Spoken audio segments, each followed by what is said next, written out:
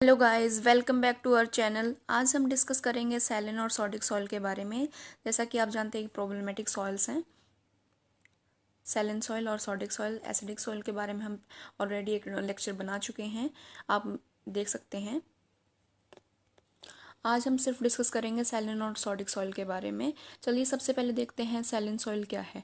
अगर root zone के अंदर सोल्यूबल साल्ट की कंसंट्रेशन ज़्यादा होती है, अगर किसी भी साल्ट की कंसंट्रेशन ज़्यादा होती है तो वो टॉक्सिसिटी शो करते हैं। ठीक है, किसके सोल्यूबल साल्ट जैसे कि क्लोराइन या सल्फेट, किसके?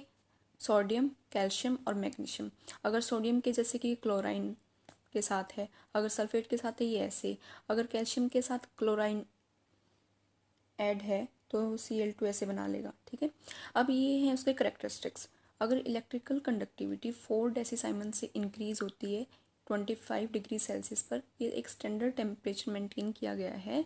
ठीक है, अगर टेम्परेचर ज़्यादा होगा तो जो आयंस हैं वो ज़्यादा फ्रीली मूव करेंगे और इलेक्ट्रिकली कंडक्टिविटी इंक्रीज होगी। ESP है जो हमारी एक्सचेंजेबल सोडियम परसेंटेज निकालते हैं हम, ठीक है, वो 15 से लेस होगी। ठीक है, और जो हमारी pH है वो 8.5 से कम होगी। अगर 7 से होगी तो वो एसिडिक सॉइल हो जाएगी, इसलिए इससे 7 से तो ज़्यादा है पर 8.5 से ये कम है। ठीक है, चलिए देखते हैं ESP क्या है। एक्सचेंजेबल सोडियम परसेंटेज है, ये हम निकालते हैं एक्सचेंजेबल सोडियम जो के आयन से, और ये डिवाइडेड बाय है total cation exchange capacity CEC हम जिसे बोलते हैं। ठीक है, इनटू 100। इस फॉर्मूले से हम ESP निकाल सकते हैं। नेक्स्ट है SAR, सोडियम एड्जॉर्प्शन रेशियो। एक होता है एड्जॉर्प्शन, एक होता है एब्जॉर्प्शन। एड्जॉर्प्शन जो होता है वो होता है सरफेस फिनोमेना, जिसे हम जैसे कि कोई भी ये है, अगर यहाँ पे अंदर होगा तो वो होगा एब्जॉर्प्शन, अगर यहाँ पे सरफेस पे हो रहा होगा तो वो होगा एड्जॉर्प्शन। ठीक है, ये उसका फॉर्मूला है, जैसे कि सोडियम आयन है, कैल्शियम आयन है, मैग्नीशियम आयन है, डिवाइडेड बाय 2। अगर हमें ये निकालना है तो ये उसका फॉर्मूला है। ठीक है, अब हम नेक्स्ट बात करते हैं कि इसकी फॉर्मेशन क्या है, सैलिन सॉइल की सोर्सेज क्या है। ठीक है, ये मोस्टली एरिड और सेमी एरिड रीजन्स के अंदर मिलती है, जहाँ पे रेनफॉल है वो 55 डिग्री सेंटीमीटर से लेस होती है। ठीक है, बारिश कम होगी तो पानी कम होगा।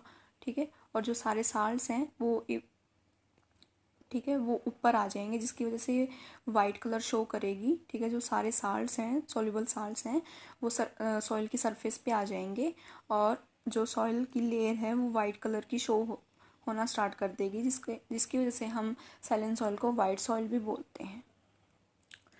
अब देखते हैं फेवरेबल कंडीशंस क्या हैं सैलिन सॉइल की फॉर्मेशन के लिए। High water table with fairly high salt concentration. ठीक है, अगर पानी ज़्यादा होगा तो वो ऊपर आएगा तो साल्ट भी ऊपर आएंगे पानी के साथ, जिसकी वजह से साल्ट की जो एक्यूमुलेशन है सरफेस पे वो ज़्यादा होगी। ठीक है, हाई टेम्परेचर होगा, टेम्परेचर ज़्यादा होगा, जो पानी है वो ऊपर आएगा सरफेस पे, जिसकी वजह से साल्ट्स भी ऊपर आएंगे। लो रेनफॉल है, ठीक है, पानी की कमी। चलिए अब नेक्स्ट बात कर लेते हैं रिक्लेमेशन या मैनेजमेंट की। सैलिन सॉइल की हम मैनेजमेंट कैसे करेंगे।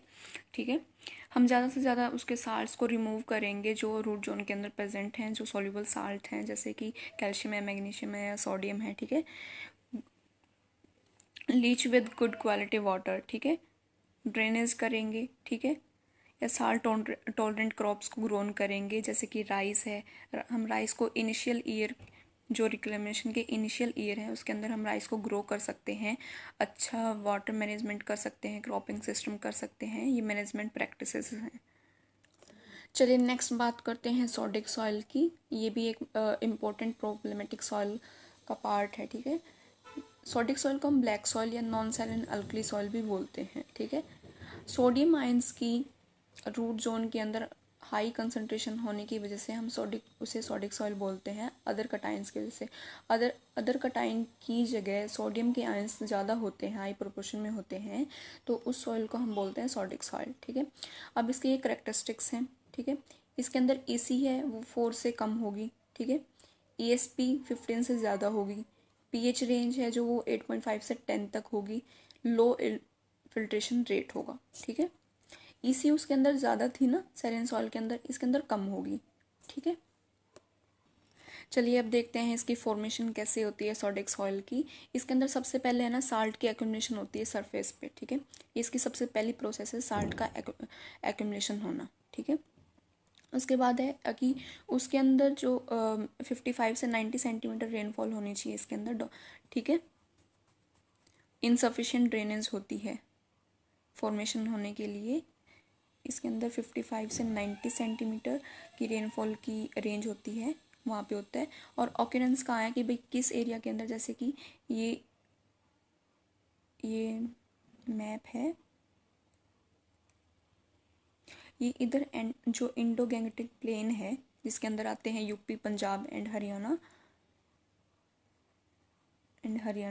इस एरिया के अंदर ये सबसे ज़्यादा डोमिनेंट होती है, ठीक है।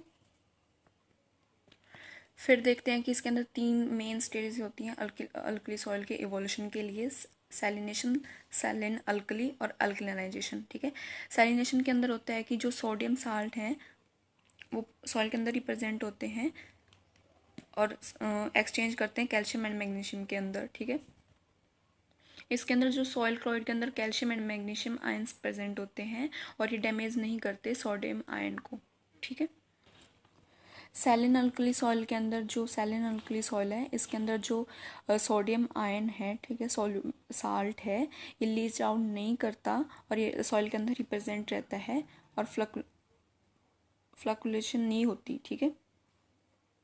ये देखते हैं हम कैल्शियम और जो क्ले पार्टिकल है, ठीक है, ये क्ले पार्टिकल है, इधर कैल्शियम आयन प्रेजेंट है, ठीक है।